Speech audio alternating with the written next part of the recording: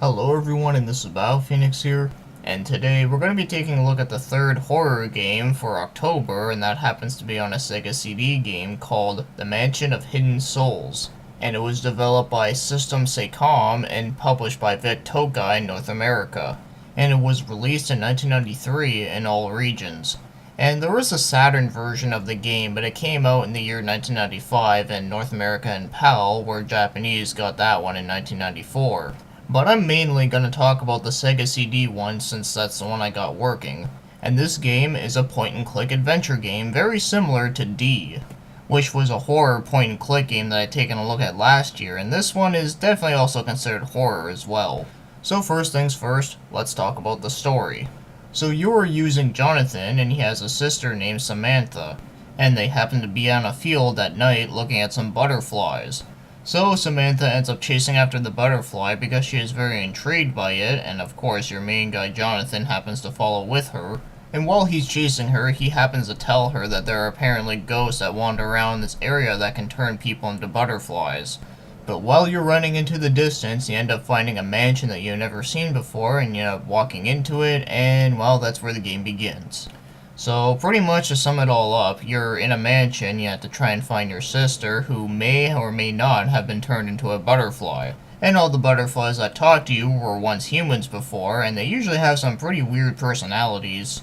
And that's the basic of the story, and for what I think about it, I do kind of like the concept of it, mainly because it's just something that's pretty different. Now, I mean, obviously, we have all seen those horror stories where, where someone walks into a mansion and a bunch of shit happens, but usually never involves something innocent like a butterfly. So I do kind of like that idea of it. I mean, if it was something like typical, like turning into a monster or whatever, I mean, yeah, that just wouldn't be anything all that special. So for what it is, I do kind of like it. So now, let's move on to the gameplay, and this part is pretty basic. So what you mostly do is walk around to certain points, and you can turn right, left, all that kind of stuff. And when you're within a room, you can just look around and investigate closer up into certain things.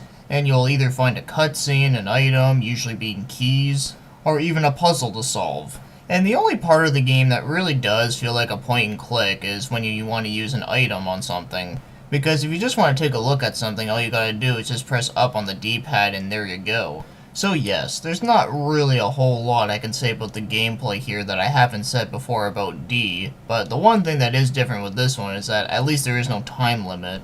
And as again, there's no save feature either, but then again, this is actually a very short game. So it definitely doesn't take a long time to finish, even if you're having some hard times with the puzzles, it still doesn't take a whole lot of time. So overall, when it comes to the gameplay, yes, it's very basic and very easy to understand, especially for a point-and-click / adventure game. So now, let's take a look at the controls, and all I have to say here is that, well, it's definitely very easy to understand. So you move around in the direction that you want to. Of course, it's like one of those games where it moves you from one place to another, and you press one of the buttons to open up the item menu, and yeah, that's really all I get to say about that. But it is very responsive, so I really don't see why anyone would ever complain about this, unless you're just not a fan of this style of game. But going into this knowing that it is going to be like a point-and-click style game, then yeah, it actually works perfectly fine. So now, let's take a look at the other stuff, like the graphics. Now, I have to say, for a Sega CD game, this is actually very impressive looking, especially for 1993. Now, of course, it does have that very grainy look to it, but you gotta remember, that was definitely something that was a part of the Sega CD when it comes to these kind of like 3D / FMV style games. But some parts of the mansion do look pretty dark and creepy looking, and then there are some parts that are just like very bright and colorful and very pink-like. But I do get what they're trying to go for here, since a lot of the parts of the mansion don't look like they're run down, since, it's a mansion that's filled with butterflies. I really don't think they can do a whole lot of damage to it. But overall, I do kind of like the graphics for what they are. Now obviously I'm not trying to compare this for graphics from today's standards, but considering what the Sega CD was capable of, I'd say this is actually pretty impressive looking. So now, when it comes to the game's music, well, there's not really a whole lot of music in the game, it's mostly just sound effects, but I will have to say, they actually do sound very good. Well, except for one song, but I'll get there in a moment. But for the most part, I really do think the atmosphere of this game is pretty great. So it definitely does have some pretty creepy vibes, but at the same time, it also does have some vibes that are kind of cheerful in a way. It's actually pretty interesting how it works out. Now, as for the one thing that I don't like about the music is in that one room that has, like, the fireplace and the wine cabinet. So first of all, I find the music in that room is definitely not creepy, and second of all, it just sounds really fucking terrible. For some reason, it kind of reminds me of the song that plays in the NES Terminator game. I'm sure you know which one I'm talking about, the one that has like that repeated loop over and over again. But anyways, despite that one thing, I really do like the music and atmosphere within this game. I found it to be a pretty interesting mix that actually works well together. Now, as for the game's voice acting, well, first of all, I couldn't really find who did the voices within this game, but I guess it is worth noting that the voice acting is pretty fucking bad. But that's not much of a surprise for me, though. But as bad as the voice acting is within this game, it is at least very amusing. Just listen to this whole beginning part. Look, a butterfly. Wow, look how it just floats in the air. So carefree, so beautiful. Hey, let's follow it to see where it goes. Maybe it'll fly to the flower garden under the old elm tree. No way! We better go home or we'll be in big trouble. Besides, Grandma told us never to go anywhere near the elm tree. Remember, she said that there's ghosts there and that they turn us into butterflies if we stared at one long enough, especially during a full moon. No way, or else we're gonna be in big trouble. I don't know, man. I just thought it was hilarious, especially with the other butterflies, too. But that's not really a huge flaw for me since, you know, it is actually kind of funny. But I just really had to mention it there. So now, if you want to buy this game, I was actually very surprised that this game is actually very cheap and affordable. And I'm not only just talking about the Sega CD version, I'm even talking about the Saturn version. And I know what you're thinking, really? A cheap Saturn game? Like, what the fuck is this world coming to?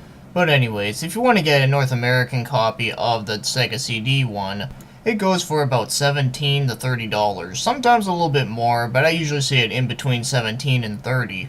But if you want to get the North American Saturn copy, it usually goes for about $15 to $25.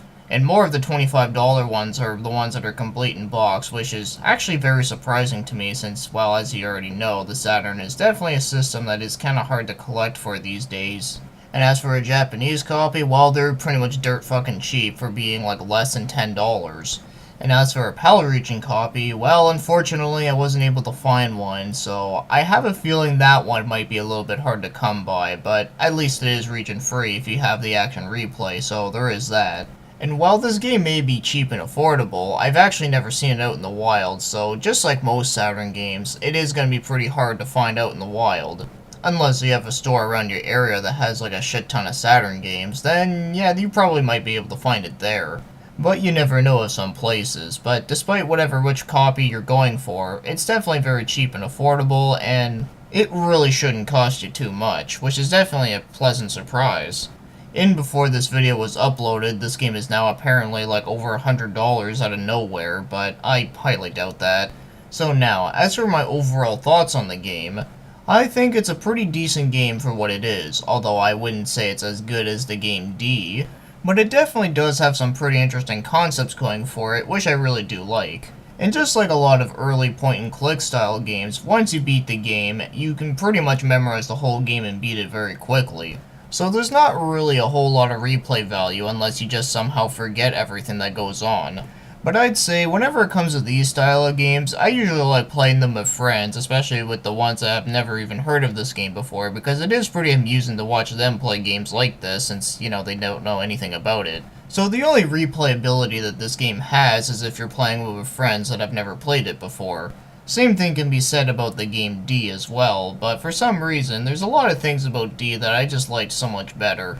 But without comparing the two, I do think this is a pretty interesting game, and it is at least worth playing once. At least if you really do enjoy these style of games. But as I said before, it is a pretty short game, and there's not a whole lot of endings to get in the game unless, you know, you die in the game. But I did find it to be pretty interesting and very intriguing. And of course the music and the graphics were very good for the system that it was on. But anyways, there's not a whole lot I can say, but I'll just end it here by saying I can definitely recommend playing this game once if this is something that definitely does interest you. So with that being said, thanks for watching and commenting, and have yourselves a great day.